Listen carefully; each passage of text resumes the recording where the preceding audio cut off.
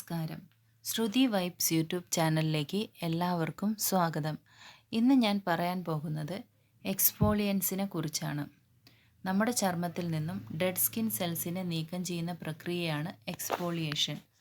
അതിനായി ഉപയോഗിക്കുന്ന ഉൽപ്പന്നങ്ങളെയാണ് എക്സ്ഫോളിയൻസ് എന്ന് വിളിക്കുന്നത്. നമ്മുടെ സ്കിൻ സ്മൂത്താക്കാനും തിളക്കമുണ്ടാക്കാനും എക്സ്ഫോളിയൻസ് സഹായിക്കുന്നു. 2 ടൈപ്പ് എക്സ്ഫോളിയൻസ് ഉണ്ട്. ഒന്ന് ഫിസിക്കൽ എക്സ്ഫോളിയൻസ്, രണ്ടാമത്തേത് chemical exfoliants.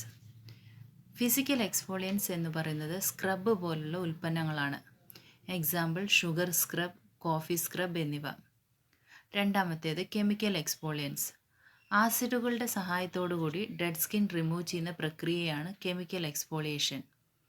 Example AHA alpha hydroxy acid, BHA beta hydroxy acids എന്നിവ. ഇനി എക്സ്ഫോളിയേഷൻ ചെയ്യുമ്പോൾ ശ്രദ്ധിക്കേണ്ടുന്ന കാര്യങ്ങൾ എന്തൊക്കെയാണെന്ന് നോക്കാം.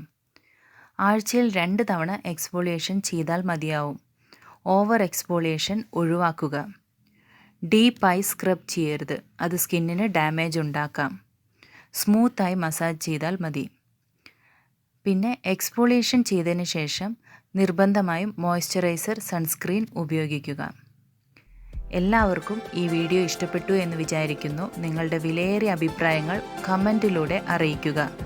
ഈ വീഡിയോ ഇഷ്ടമായെങ്കിൽ ലൈക്ക് ചെയ്യുക, ഷെയർ ചെയ്യുക, സബ്സ്ക്രൈബ് ചെയ്യുക. താങ്ക്